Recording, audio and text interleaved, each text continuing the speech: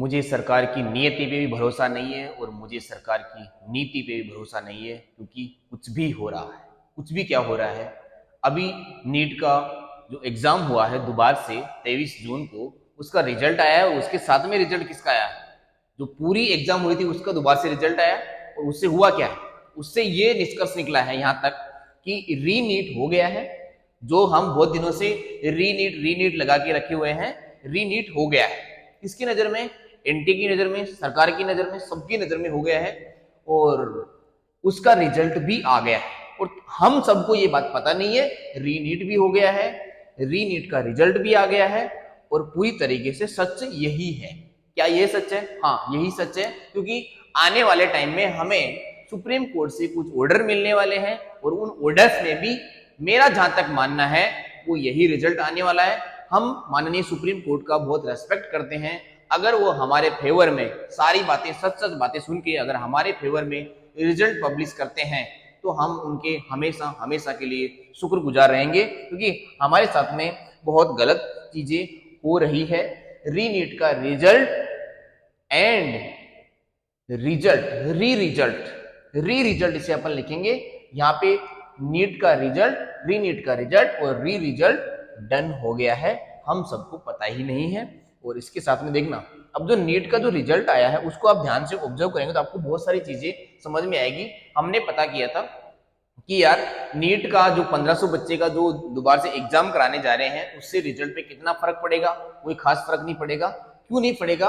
क्योंकि बहुत कम बच्चे थे। 24 लाख बच्चों के सामने 1500 बच्चे बहुत लिस्ट होते हैं, लेकिन फिर भी वहां से टॉपर आए थे। देखो, बहुत बहुत ये मजे की बात है। तो नए रिजल्ट में और पुराने रिजल्ट में कोई ज्यादा डिफरेंस नहीं है। देखो यहाँ से अगर आप देखेंगे कि मार्क्स ये मैंने मेंशन कर रखे हैं, ये मैंने लिख रखा है ओल्ड रैंक। ओल्ड रैंक मतलब जो पहले जो नीट का एग्जाम हुआ था उसके अकॉर्डिंग क्या रैंक आई है और नई रैंक आपके क्या आई है। तो 670 नंबर पे जिस बच्चे के पहले पुराने रिजल्ट में 14,143 रैंक थी, उस बच्चे के अब 14,119 रैंक है। बहुत खास फर्क नहीं पड़ा है, 30-40 रैंक का फर्क पड़ा है, 30-40 नंबर का फर्क पड़ा है।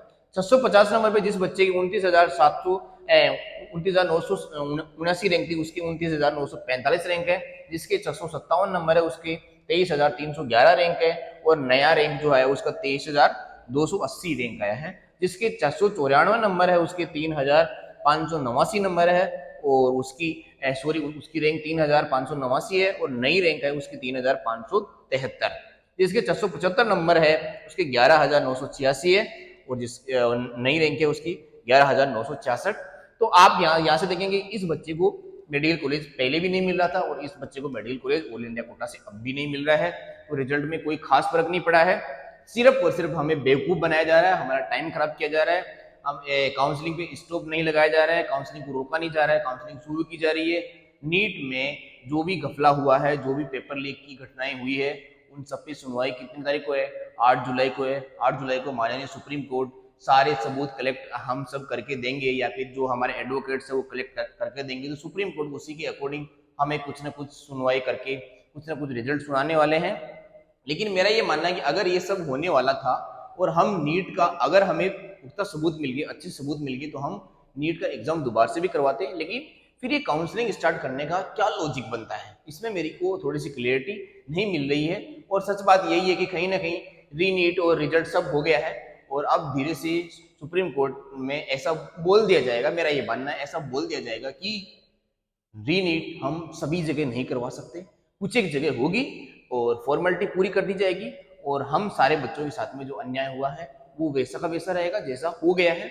हम इसमें कुछ भी चेंज नहीं कर सकते। हमने बहुत जोर लगाया, हमने बहुत दम लगाया, हमने सब कुछ किया, हमने सोशल मीडिया पे बहुत सारी चीजें बोली, बहुत सारी चीजें सुनी, हमने प्रोटेस्ट किया, सब किया, लेकिन हमारे फेवर में रिजल्ट मेरे को आता हुआ नहीं दिख रहा है।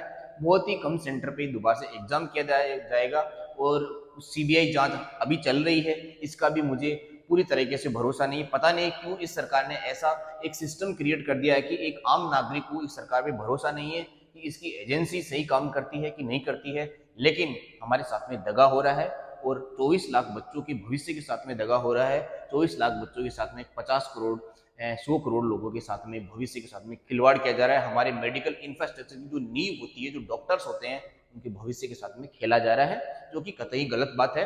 सरकार को थोड़ी सी सोच समझ यहाँ पे रखने की जरूरत है। लेकिन जो बात है कि अब जो बच्चे 630 नंबर पे हैं, जो बच्चे 620 नंबर पे, 610 नंबर पे, इन सबको मेडिकल कॉलेज तो नहीं मिलेगा, इनको जीएमसी नहीं मिलेगा, ये बात तो 100% श्योर है।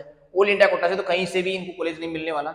इन बच्चों को यहाँ पे क्या, कई स्टेट तो ऐसे जहाँ पे 650 नंबर पे भी कॉलेज नहीं मिल रहा, जैसे राजस्थान, हरियाणा, केरला, यूपी, बिहार, इन सब में, दिल्ली, इन सब में आपको मेडिकल कॉलेज नहीं मिलेगा इस नंबर पे। इसका मतलब क्या हुआ, या तो आप दोबारा से तैयार करें। अब मैं तो आपको मेरे मन से नहीं बोलूंगा कि आप दोबारा से तैयारी करें, क्योंकि यहाँ तक पहुंचना बहुत हार्ड काम है। यहाँ तक पहुंचने में जान निकल जाती है बच्चे की, 630 नंबर, 640-50 नंबर तक पहुंचने में एक स्टूडेंट की जान निकल जाती है, और पूरी जान झोंकने के बाद में ये नंबर आते हैं।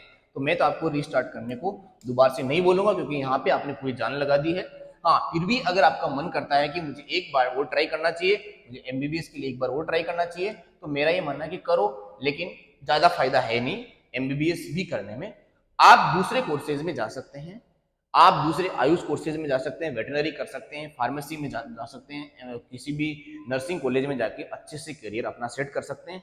सोच विचार कीजिएगा, डिसीजन जल्दी लीजिएगा, क्योंकि सरकार हमारे साथ में कुछ नहीं कर सकती, हमारी एजेंसी हमारे साथ में कुछ नहीं कर सकती, ये हमारे साथ में सिर्फ धोखा कर सकती है, इसके अलावा इनको कुछ नहीं करना आता। इसलिए सारे बच्चे सीरियस होके अपना डिसीजन जल्दी लें।